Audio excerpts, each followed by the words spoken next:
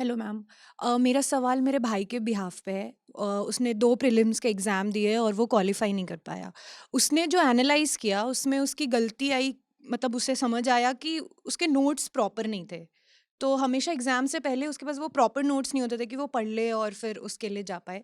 तो आप तीनों से मेरा सवाल है कि आप लोगों ने अपने नोट्स कैसे प्रिपेयर करे और ये प्रिपेयर करना कितना ज़रूरी है? यार देखो, भाई नहीं आया। नहीं आया भाई। नहीं, वो नहीं आ पाया इसलिए मैंने। ठीक है, चलो। देखो यार, ये जो नोट्स वगैरह की बात है ना, अगेन ये ना बड़ी पर्सन टू पर्सन होती है। जैसे अगर मैं अपनी बात करूं, I am not a person. अब ये तो बहुत ही स्कैंडलस हो सकता है जो मैं बोलने वाली हूँ, तो ब्रेस योरसेल्फ। जो जैसे मैं रिवीजन नहीं करती इतनी। अब ये बहुत डिजास्ट्रस एक बात है जो मैं बोल रही हूँ। इस एग्जाम को रिवाइज करके ही लोग बहुत बार चीज़ें रिवाइज करके ही क्लियर करते हैं। तो नोट्स बनाना बहुत अच्छी चीज़ है, हैंडी आ जाता है। बट मैंने ऑप्शनल के अलावा किसी और के नोट्स कभी नहीं बनाए। इस बिकॉज मेरे को लगता था मैं बड़ी तेज़ हूँ, मैं बस ऐसे ही कर लूँगी। बट तो मुझे लगता है मैं पढ़ने में ध्यान लगाती, बिकॉज ज़्यादातर क्या है, आपको अपनी मेमोरी पे रिलाई करना है ना वहाँ पे जाके। तो नोट्स बनाना अच्छी चीज़ है, लेकिन हर चीज़ को नोट्स बना देना भी एक पैरालाइज करने वाली बात है अपने आप को। बिकॉज ये then you stop relying on your mind. You start to overtly rely more on you know your notes, कि यार ये मेरे नोट्स में था, अब गए कि नोट्स में नहीं है, अब कैसे होगा। इसीलिए ये ना एक डबल एज वर्ड है। अब आप पूछो कैसे बनाने हैं, तो यार मैंने तो बनाए नहीं, इन्होंने बनाए होंगे, बता देंगे। मैंने बताया था क्यों बनाने चाहिए या नहीं बनाने चाहिए, वो भी आपकी अपनी चॉइस है। अगर आपको लगता है बनानी चाहिए तो बनाओ। ऑप्शनल के बता देती हूँ। सबसे पहला काम करो, जो बच्चे तैयारी स्टार्ट कर रहे हैं, ऑप्शनल पढ़ लो।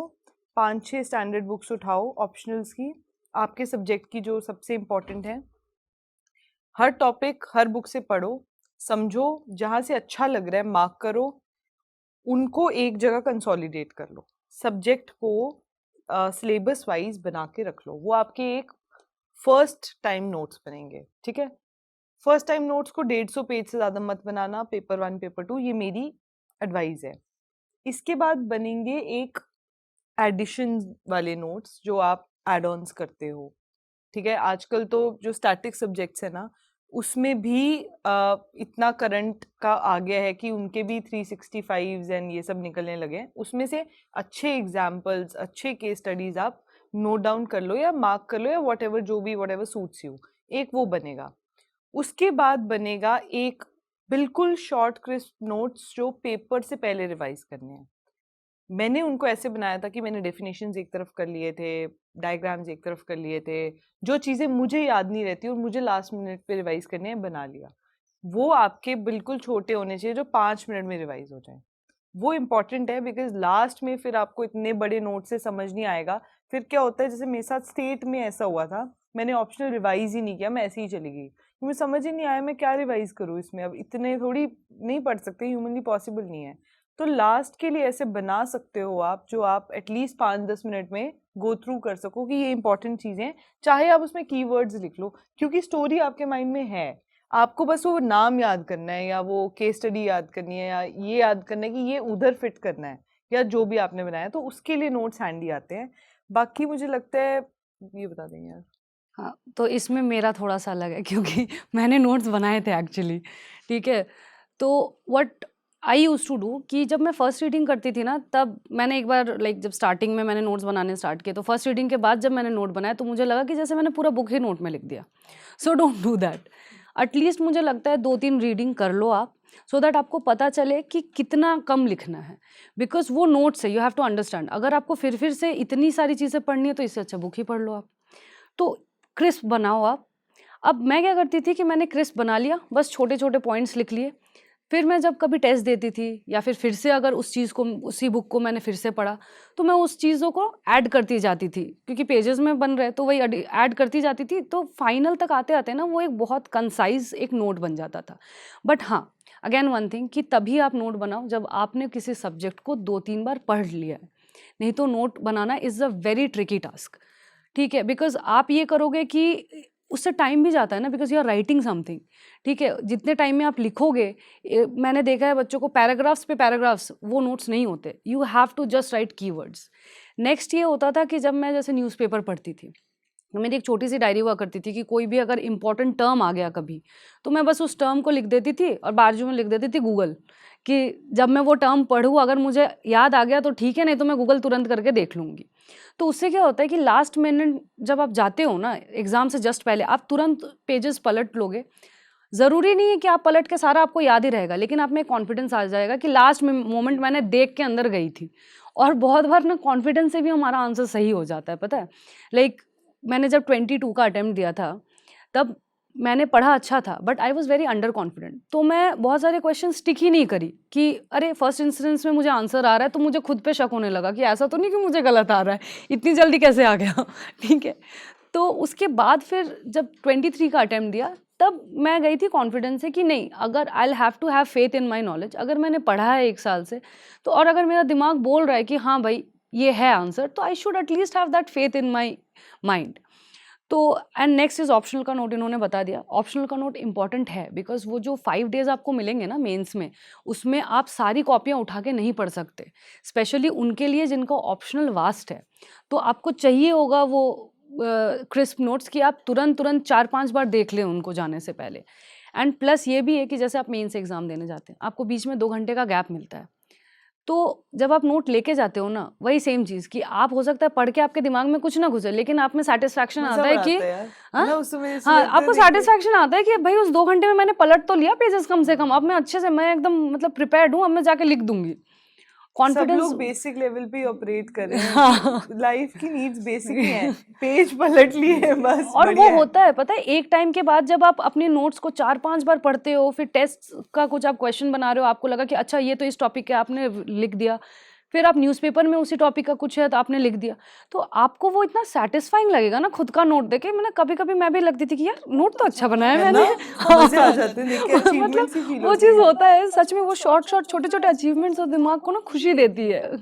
तो हाँ, मैं बोलूँगी इसलिए इस टाइप से आप नोट बना सकते हैं।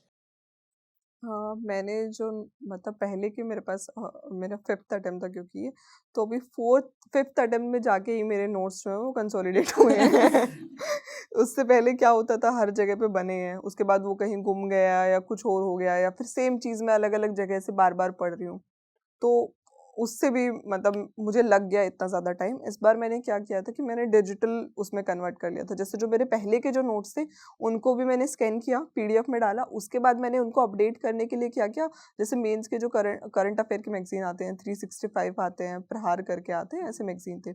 उनमें मैंने उनको स्किम किया, उसमें से जो चीज़ मुझे लग रही है मेरे काम की है, मैंने उसको वहीं से काटा, उसी पीडीएफ में मैंने उसको उसी टॉपिक के साथ ऐड कर दिया। ऐसे ही मैंने करंट अफेयर को भी ऐसे ही किया। तो और इसके बाद लास्ट मिनट रिवीजन के लिए मैंने क्या किया, मैं जैसे एग्ज़ाम से 1 महीना पहले मेंस के लिए स्पेसिफिकली 1 महीना पहले जब मुझे था कि ठीक है मैं टॉपिक पढ़ती थी, ठीक है ये मुझे याद है, ये मुझे नहीं आता है, जो मुझे नहीं आता उसको मैं अगेन काट के अलग पीडीएफ मैंने प्रिपेयर कर लिया। तो ऐसे जाके मेरे पास एक पीडीएफ बच गया था मेंस के लिए, जो 100-150 पेज का था, जो मुझे रिवाइज करना था। तो आप डिजिटल टूल्स को यूज़ कर हाँ, सकते हो थोड़ा this is a good preparation को आइडिया। ईज़ी बनाने के लिए। मेरे को बस मेरा आईपैड दे दो, मैं आज ही जाके पेपर लिख लूंगी, बिकॉज अब सब कुछ उस आईपैड में है। Because Notability is a great app, उसमें ऑडियोज भी हो जाते हैं, वीडियोस भी आ जाते हैं, एवरनोट भी मतलब एवरनोट इट्स भी गुड।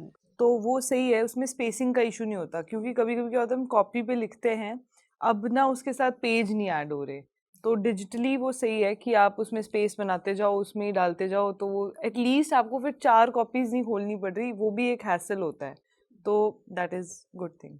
सी यहाँ पे एक चीज़ देखो, जैसे एक क्वेश्चन था, हम तीनों का बहुत डिफरेंट अप्रोच था। सो वही स्टार्टिंग में इन्होंने बोला ना कि there is no perfect strategy, it is your strategy, have faith in your strategy. यार क्योंकि कुछ भी कर लो, हो जाता है एग्जाम, बस वो ये कॉन्फिडेंस रखना जरूरी हाँ है। यार, मतलब you have to have faith in your strategy. बहुत बार ऐसा होता है कि हम कुछ करते रहते हैं और लास्ट मोमेंट में लोग बोलते हैं अरे आप ये नहीं किया, वो नहीं किया। कोई मतलब नहीं है, आपने किया है ना, जितना आपने किया है आप उस पे बेस करके जाइए ना एग्जाम देने, अब कोई फनी इशू बात बताती हूँ, इतना सब करने के बाद मैंने वो नोट्स नहीं पढ़े थे end में। क्योंकि मेरे को प्रॉब्लम है कि मैं ना एक चीज बार बार नहीं पढ़ सकती, ये बहुत बच्चों के साथ होता है, तो मुझे ना नया मटेरियल चाहिए होता है हर टाइम पढ़ने के लिए। करती रहती हूँ, ये बना लिया भाई, सही लग रहा है, डायग्राम भी अच्छी है, देखी नहीं एंड में। नहीं देखी नहीं देखी। तो इट डजंट मैटर कि मैंने कर लिया एंड में कि ये कर लिया तो ठीक है, करना होता है। मैंने भी पेज पलटे, सेटिस्फैक्शन तो हाँ बहुत हुई थी, सेटिस्फैक्शन होता ठीक है है। उससे ट्रस्ट लेकिन मी। उस समय बंदा इतना थका हुआ होता है ना, वो 2 घंटे के बीच में बंदा, मैं गाड़ी में थी तो मैं गाड़ी में सो गई। मैंने कहा यार थोड़ा रेस्ट कर लेते हैं, अब क्या ही पढ़ेंगे। एक तो ये वाला भी एटीट्यूड जो होता है, अब क्या ही पढ़ लेंगे तो ये होता है वैसे। कई बच्चे देख रही हूँ पढ़ रहे हैं, ऐसे घूम रहे हैं, मैंने कहा मैं यार थी उसमें वैसा। मैंने कहा चाय पी भाई। मैंने खाना वाना खा के चाय पी के फिर मैं बैठ गई कि अब मैं पढ़ूंगी, कोई डिस्टर्ब मत करना, मैं 1 घंटे में सब यार मैंने पढ़ूंगी। घर वालों को भगाया घर से। मैंने कहा चाय आ रही है केटल में, खाना आ रहा है, पापा खिला रहे हैं। कॉपी खोलिया है पूरा, पढ़ेंगे अब तो। जैसे ही खाना खत्म हुआ कॉपी भी बंद, अब रेस्ट करेंगे।